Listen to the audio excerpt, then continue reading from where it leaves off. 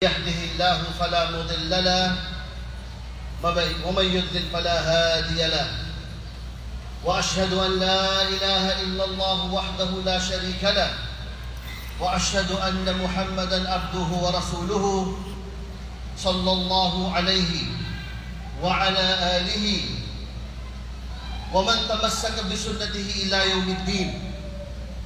قال الله تعالى: يا أيها الذين آمنوا اتقوا الله حق تقاته ولا تموتن إلا وأنتم مسلمون. وقال أيضا: يا أيها الناس اتقوا ربكم الذي خلقكم من نفس واحدة وخلق منها زوجها وبث منهما رجالا كثيرا ونساء واتقوا الله الذي تساءلون به والأرحام إن الله كان عليكم رقيبا.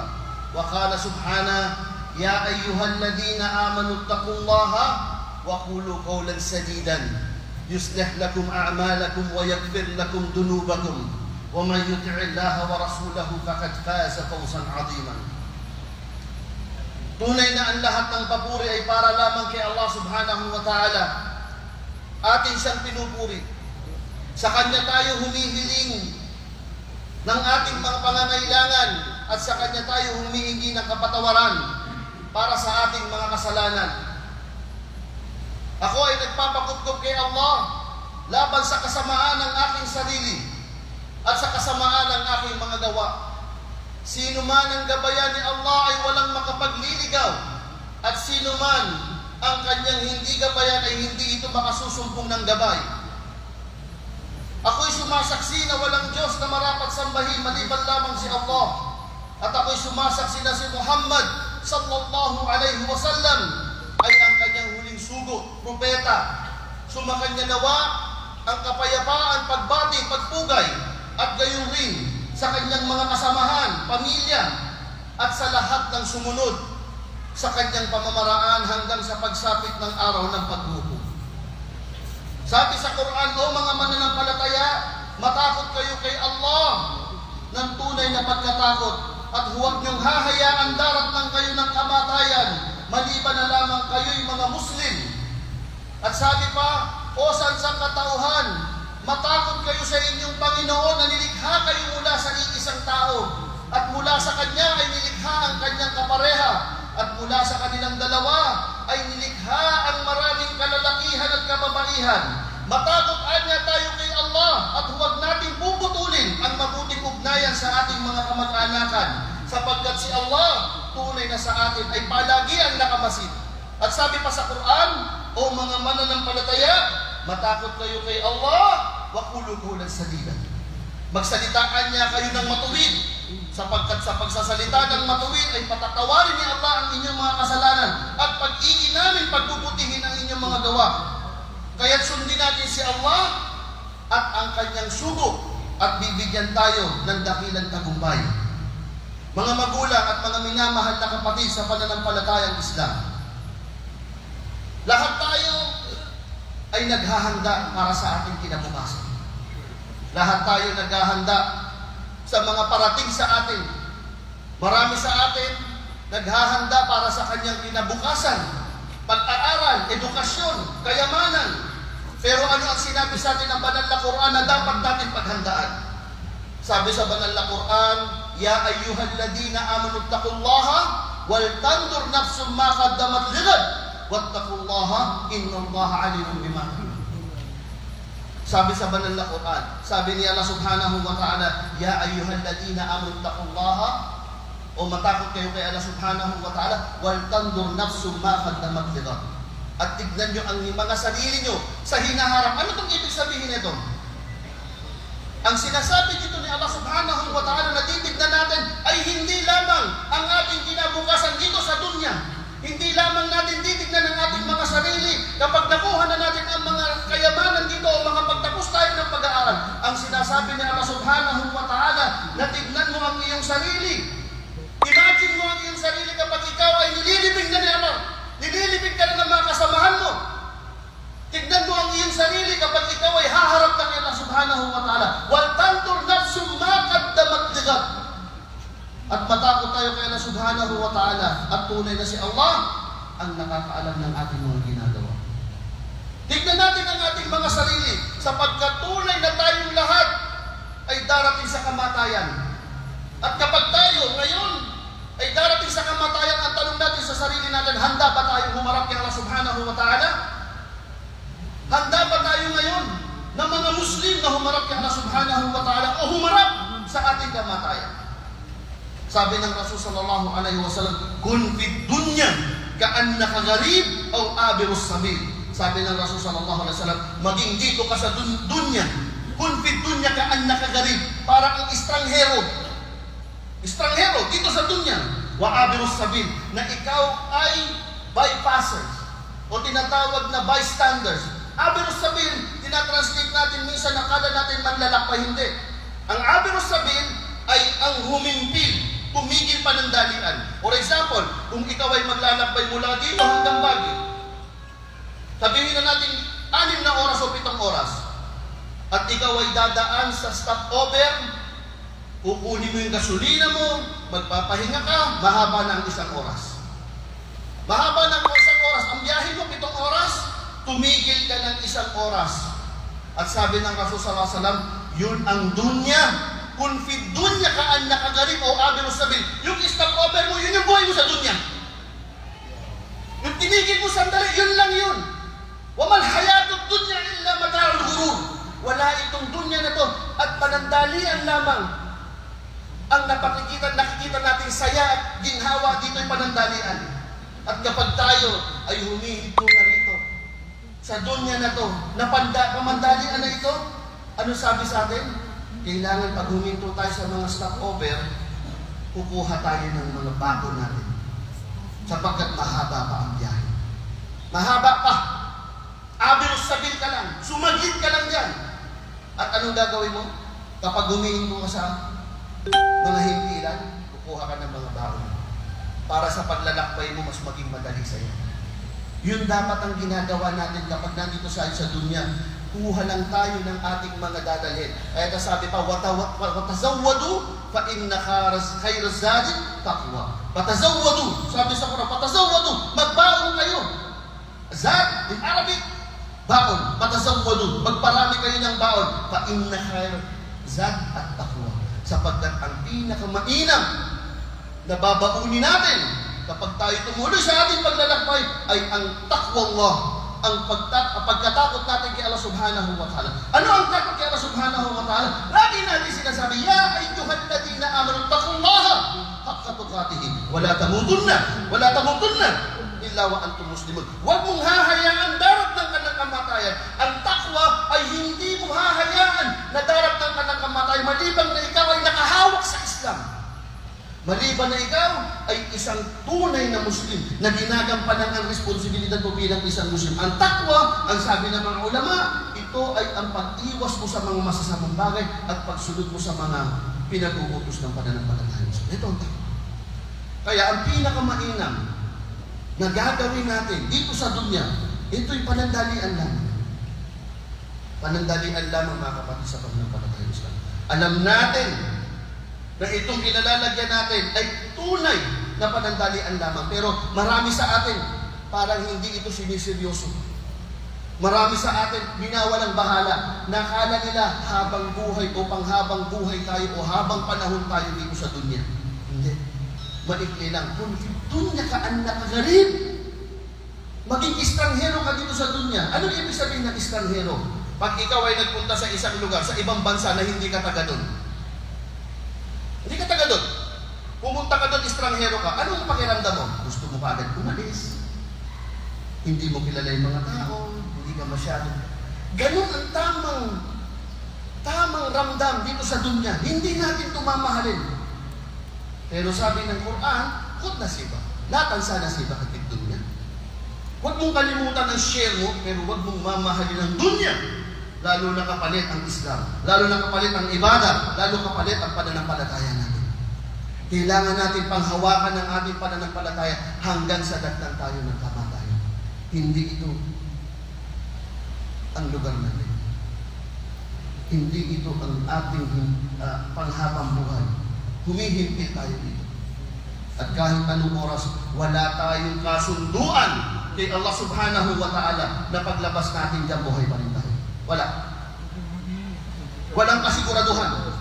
Sino ang susunod sa atin? Marami tayong mga kasama nung nakaraang Ramadan na ngayon hindi na natin kasama. Anong sure natin?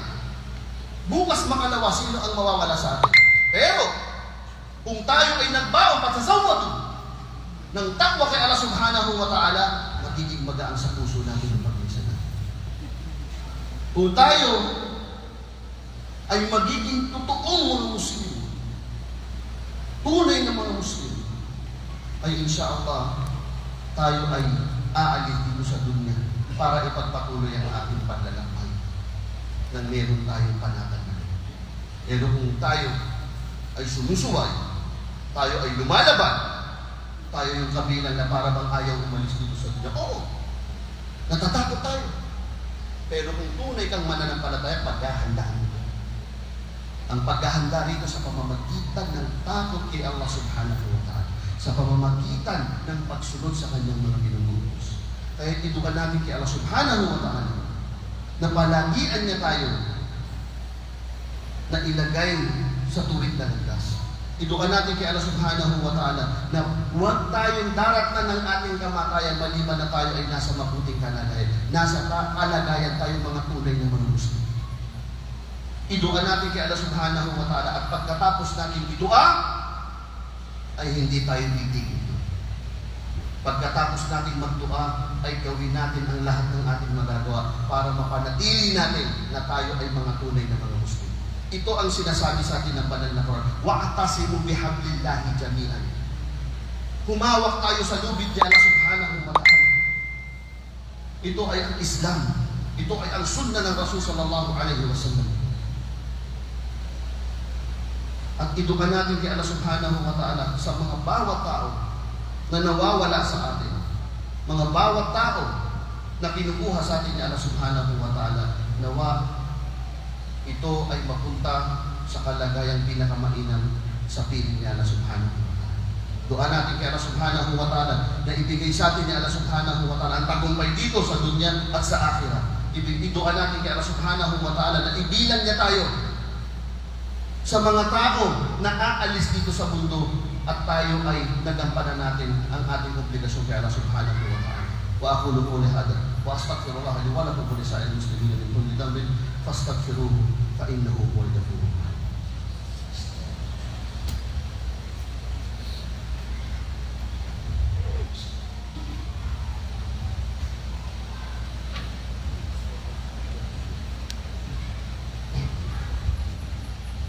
Alhamdulillahi rabbil alamin wa bihi nasta'in fi umuri dunya wad din wa sallallahu ala nabiyyina Muhammad wa ala alihi wa sahbihi ajma'in.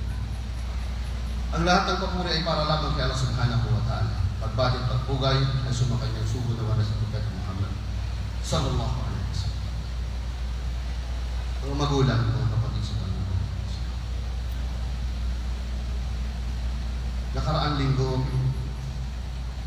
ay sinubok tayo ni Allah subhanahu wa ta'ala sa pamamagitan ng pagkuha niya sa isa sa ating pinakamahal na kapatid at ustad.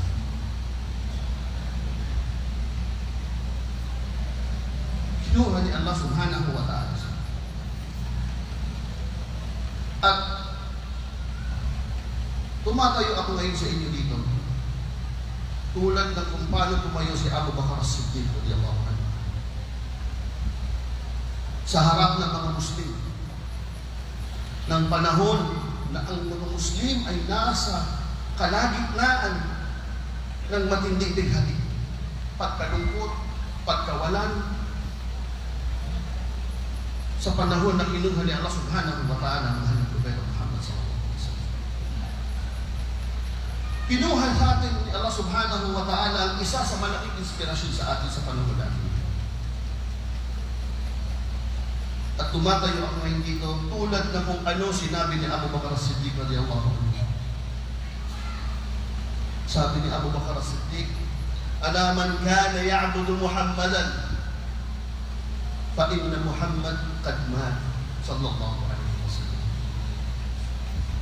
ومن كان يعبد الله فإن الله حي لا يموت. Sabi ni Abu Bakar As-Siddiq, sino man anya ang sumamba kay Muhammad. Ang ibig sabihin, sino man anya ang sumasamba para lang dito kay Muhammad, tunay na si Muhammad ay pumanaw na. At kung sino ang sumamba kay Allah, si Allah ay buhay at hindi naman mati. Ito ang sinasabi natin ngayon sa mga kapatid natin. Sapagkat nalulungkot tayo sa susunod na pagbukas natin ng mga cellphone natin, ay wala nang nagbibigay sa atin ng mga mabubuting aral. Wala nang bago na magbibigay sa atin ng mga inspirasyon na tayo'y magbalik loob kay Allah. Wala na tayong bagong maririnig na Ustad Ahmad na umaasa tayo, nakasungulok sa natin ang ating mga social media ay meron tayong mapupulot na mga aral. Na umaasa tayo, maraming mga umaasa pa rin na sana pagbukas ko ng cellphone ko o ng computer ko ay may mga bagong mapapakinggan na para maging matatag akong Muslim pa ulit. Pero ako, sinasabi ko, وَمَنْ كَانَ يَعْبُدُ اللَّهَ إِنَّ اللَّهَ حَيٌّ لَا يَمُوتُ. Kung si Allah ang iyong sinasamba, si Allah ay patuloy na buhay at nakatingin sa atin. Gamitin natin ang mga natutunan natin bilang inspirasyon. Maraming iniwan sa ating aral. Ang gawin natin sa aral na ito ay ipamahagi natin. Isabuhay natin. Kung gusto natin at mahal natin ang ustad natin talaga, lahat ng natutunan natin sa kanya ay isabuhay natin. Nang sa ngayon makatulong ko sa kanya sa kanyang libingan. Sabi ng Rasul sallallahu alaihi wasallam, lahat ng amal ni Ibn Adam, yang kabar illa min talat. Lahat anya ng gawain ni Ibn Adam, tayo ay mapuputol sa ating pagkamatay. Illa min talat. Maliban sa tatlo. Unang-una, ang sadaqatun jariyah. Ang sadaqa na patuloy. Sadaqa na ginawa mo ngayon ang nagpapatuloy. At alam natin kung anong klaseng sadaqa ang nakuha natin sa pangangaral ng ating ustad. Ilm tabi'u bih, knowledge na nagbibigay ng benepisyo. At lahat ng ating mga natutunan, lahat ng ating inspirasyon na natutunan natin sa ating ustad ay isabuhay natin. At yun ang pinakamalaking tulong natin ng pagpapakita rin ng pagmamahal sa kanya habang siya'y nasa libingan. Isang araw, dalawang araw, alalahanin natin siya. Malungkot tayo. Pero ang pamamaraan ng Muslim ay magpapatuloy tayo para kay Allah subhanahu wa ta'ala. Itutuloy natin kung ano ang nasimulan, magkaroon tayo ng inspirasyon at hindi tayo titigil sapagkat minsan pinadalan tayo ni Allah subhanahu wa ta'ala ng isang tao na nagbigay sa atin ng inspirasyon. Si Allah subhanahu wa ta'ala ang may plano ng lahat na ito. Pinadala si Allah subhanahu wa ta'ala, binigyan siya ng kaalaman, binigyan siya ng ganda ng pananalita para maiwan sa atin ang mabubuting aral. Pero ang papuri, babalik kay Allah subhanahu wa ta'ala. Ang lahat ng papuri ay babalik lamang kay Allah subhanahu wa ta'ala. Siya ang nagsanhi. Bakit tayo nagkaroon ng isang ustad na binigyan tayo ng kaalaman at inspirasyon? Pero ang lahat ng papuri ay babalik kay Allah subhanahu wa ta'ala. Hindi masamang alalahanin siya. Hindi masamang malungkot tayo.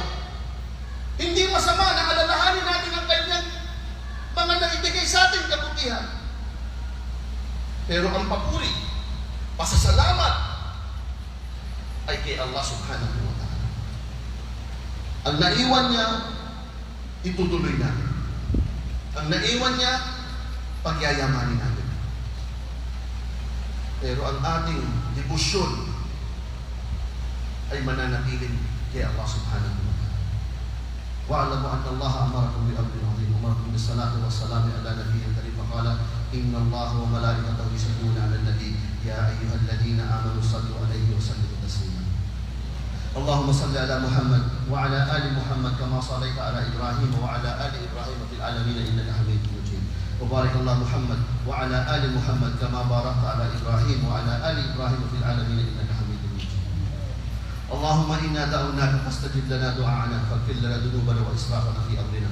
اللهم اغفر للمؤمنين والمؤمنات الأحياء منهم والأموات برحمتك يا أرحم الراحمين. اللهم أعز الإسلام والمسلمين، اللهم أعز الإسلام والمسلمين وأذل الشرك والمشركين ودمر أعداءك أعداء الدين. اللهم انصر من نصر الدين. اللهم اغفر للمؤمنين والمؤمنات الأحياء منهم والأموات برحمتك يا أرحم الراحمين. عباد الله، إن الله يأمركم بالعدل والإحسان وإيتاء ذي القربى وينهى عن الفحشاء والمنكر والبغي يعظكم لعلكم تذكرون. اذكروا الله يذكركم واشكروه على نعمه يزدكم ولذكر الله أكبر والله يعلم ما تصنعون. وأقيموا الصلاة.